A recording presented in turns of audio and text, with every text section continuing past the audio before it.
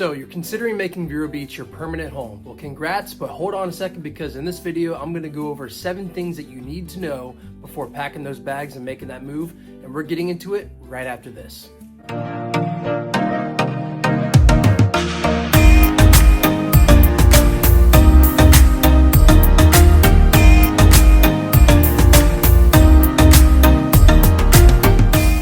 What's going on, guys? My name is Andrew Pinch. I'm a local realtor down here in beautiful Vero Beach, Florida. If you're looking for a channel that goes over how to live, eat, sleep, play, and buy real estate anywhere in the Florida East Coast, then tap that subscribe button, hit that notification bell, and you'll be notified every single Friday when I upload a new video.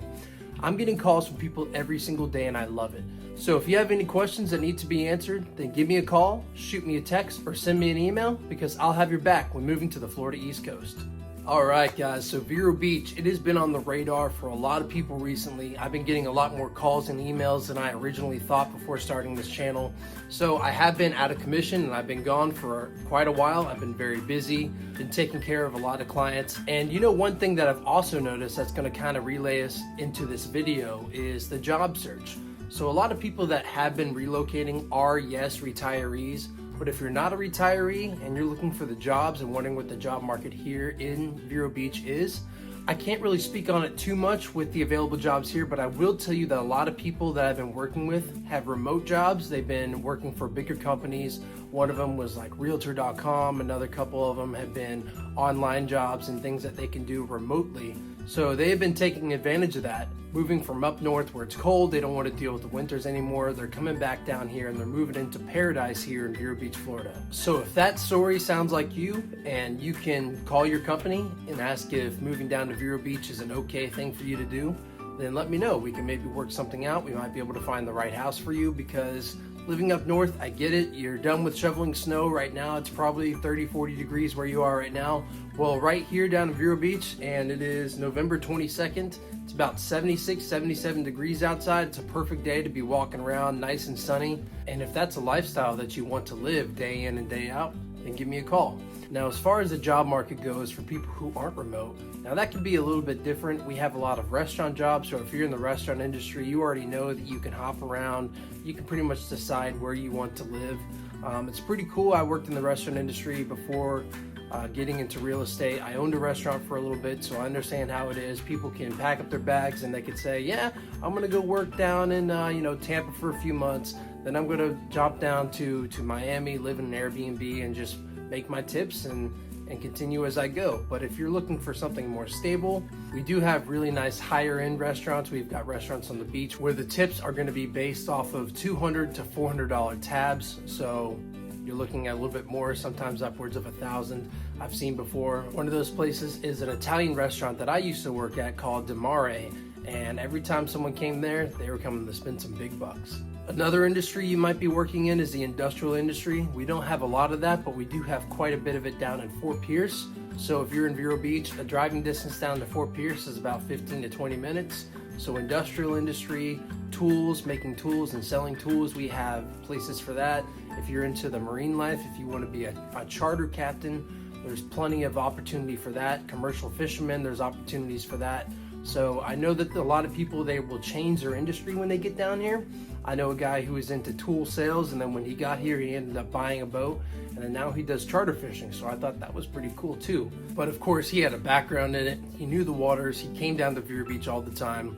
So after getting his license and learning how to do it and learning how to be a host and a guide for people, he was able to get that license and move on with his career, and now he's living the dream. All right, so now we're gonna jump into number 2 on the 7 things that you need to know, and that is the type of people here in Vero Beach. So Vero is more of a melting pot. All of Florida really is a melting pot of the entire country and then even outside of the country. But with Vero Beach, you'll notice a lot of natives. We do have a lot of locals that live here. They like to keep it as is. So, I mean, you're gonna be seeing a lot of pickup trucks, a lot of guns, a lot of signs. Indian River County is a very red county. So if that's not something you're into and you wanna blue it up, I'm sorry, a lot of people are gonna kick back when it comes to that. But we do have a lot of retirees coming from up north that do have different views, so I guess there is kind of a crowd for it.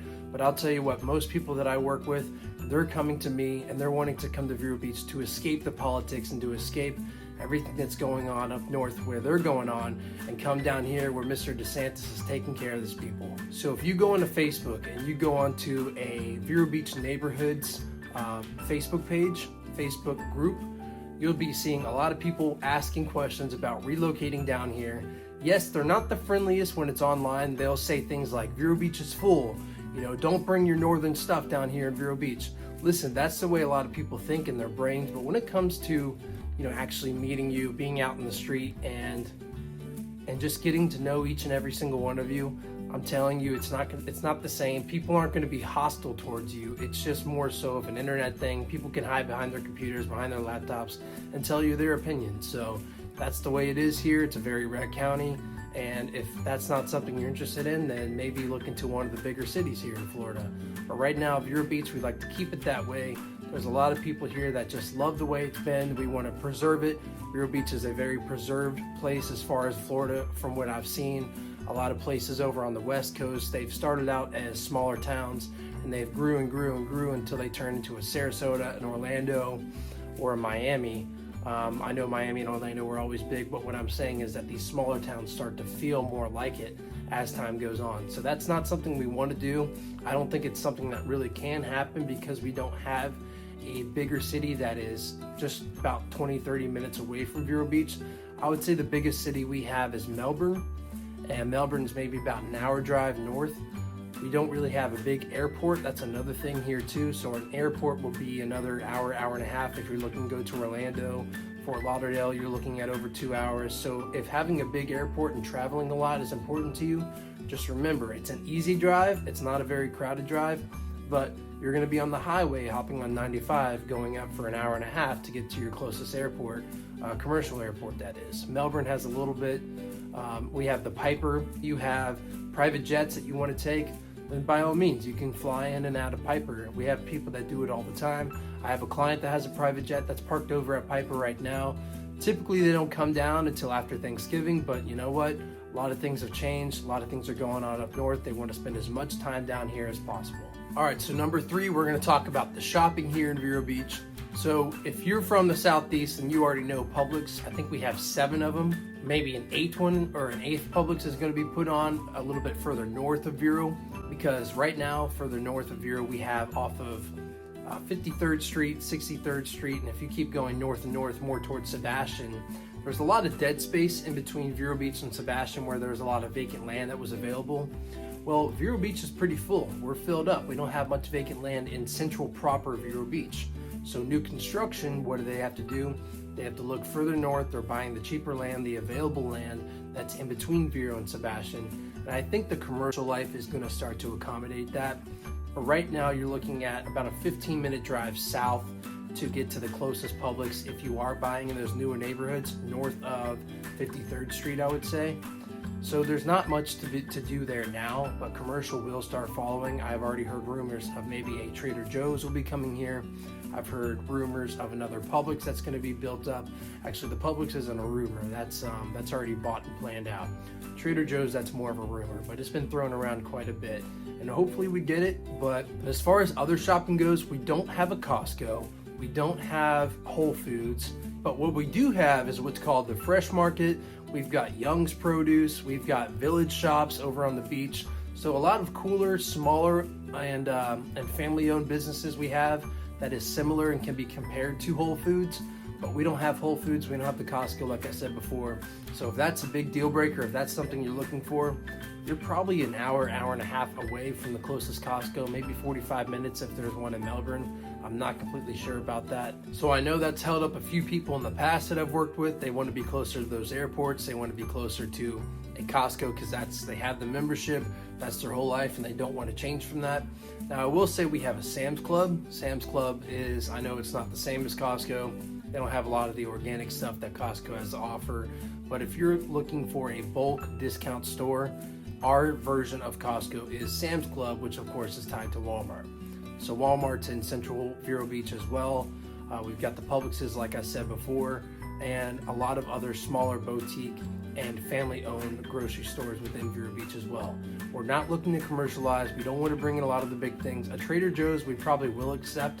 A lot of people have been asking about that, but I know Vero Beach is trying to preserve that smaller family-owned feel.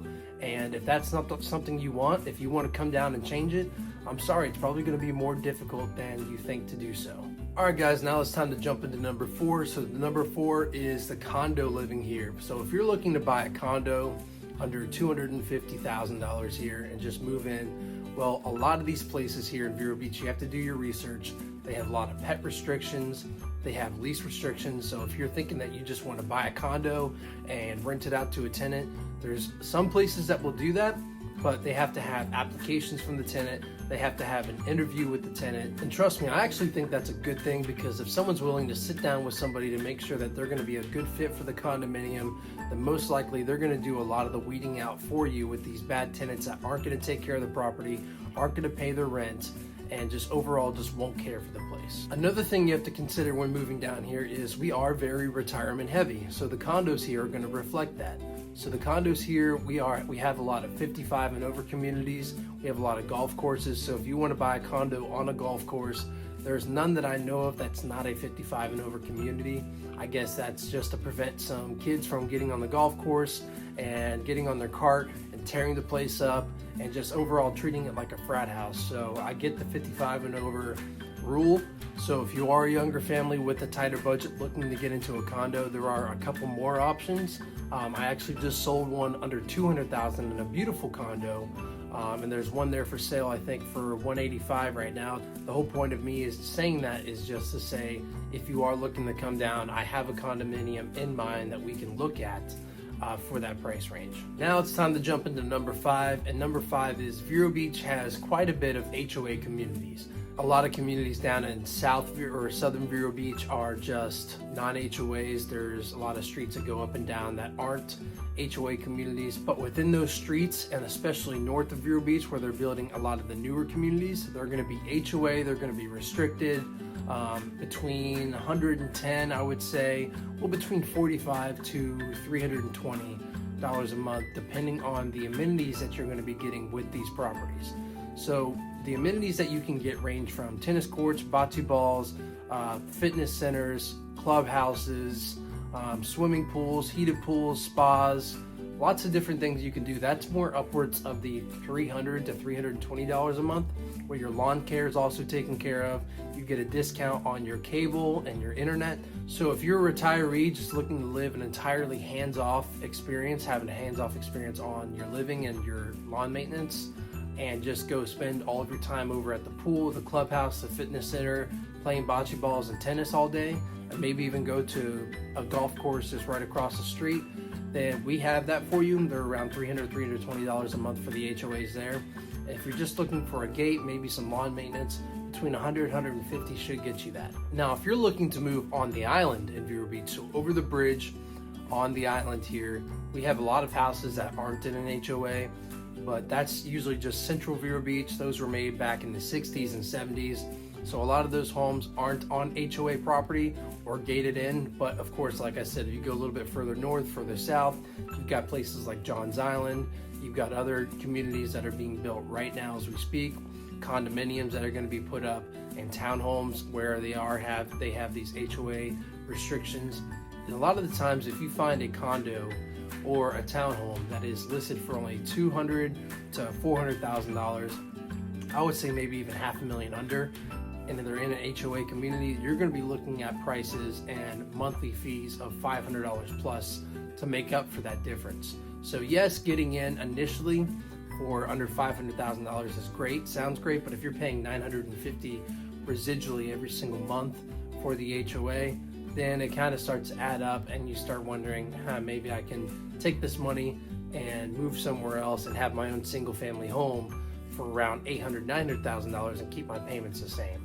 So it's all a wash, it all depends. You just have to run your numbers, talk to your realtor, and we can figure out what's the best for you. All right, guys, now it's time to go into number 6 of the 7 things that you need to know. And that is that Vero Beach is a quiet area with a lot of private residents. So a lot of people move down here, they just want to relax, they want to kick up their feet, they're done with the hustle and bustle of living up north. So they come down, they retire here, and they just want to be left alone, or they want to enjoy their quiet time with their family or with the people that they have come to know and get to know here in Vero. So if you're looking for a party area, something where things are always going on, yes, we do have that to a degree. We have quite a few things. I like to call Vero Beach the small town that has everything. And then when I moved back from Orlando, actually it grew quite a bit from what I remember.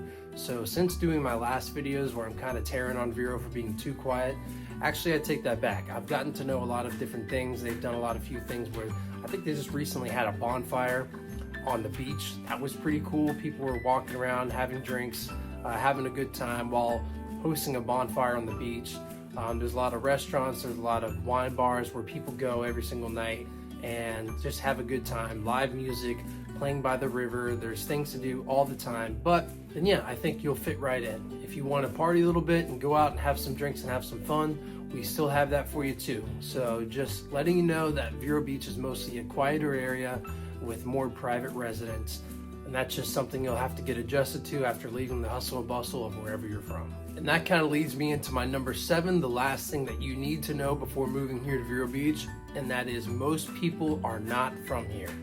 Like I said before in the video, Vero Beach and Florida in general is just more of a melting pot of the entire United States.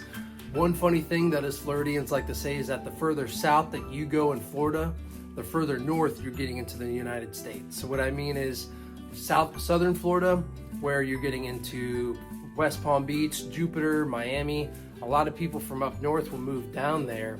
And when you get closer to the Panhandle, you're getting to more of the Florida Bama type of feel. You're getting more southern hospitality, more locals there. So up in the Panhandle, you get more locals, more Florida people. The further south you go, then the more implants and snowbirds you start seeing. So I will tell you that we just moved into our house on June 1st here in a place called Oaks of Vero. It's an HOA community. A lot of the locals don't like to live in HOA communities because they want to have their boats parked out in the yard. They want to have their trucks and not be bothered with it. But since we decided to move into an HOA, we are the only Florida natives that lives on our block. As far as our cul-de-sac here, we have maybe about 20-25 homes on this cul-de-sac, and we are the only Florida natives that live in that cul-de-sac. So most residents here, especially in these communities, these condominiums, are not from here. Where you start seeing the locals and the natives is when you go a little bit into Vero Beach South and up and down those non-HOA territories, non-HOA neighborhoods. That's where you find a lot of the locals that have been here. You'll see the boats out in the yard, you'll see the trucks, the pickup trucks, the Trump flags. That's when you'll really know that you're in Vero Beach native territory. Alright guys, well thank you so much for joining me for another video here. I'm going to try to get on a more regular schedule when it comes to uploading these videos about living in Vero Beach. Now that things have calmed down a little bit, I've actually left the team that I was on. I was on the Carol team for a little bit. Some of you who are still watching these videos after being my past clients probably already know that. But they have a YouTube channel as well. They're a great team. It's John and Rachel Carroll. They have Priscilla and my sister-in-law Sarah Bolin actually still just joined on with them too. So they're a great team. They have good resources. So if you're looking for another second opinion on what it's like to live here, you can go check out their channel. I'm actually going to attach it down here below. They have a lot of great videos, a lot of market updates, and we'll be able to keep you up to date as well. So, but thank you again for joining me. I hope you guys have a great rest of your day, and I'll see you next Friday.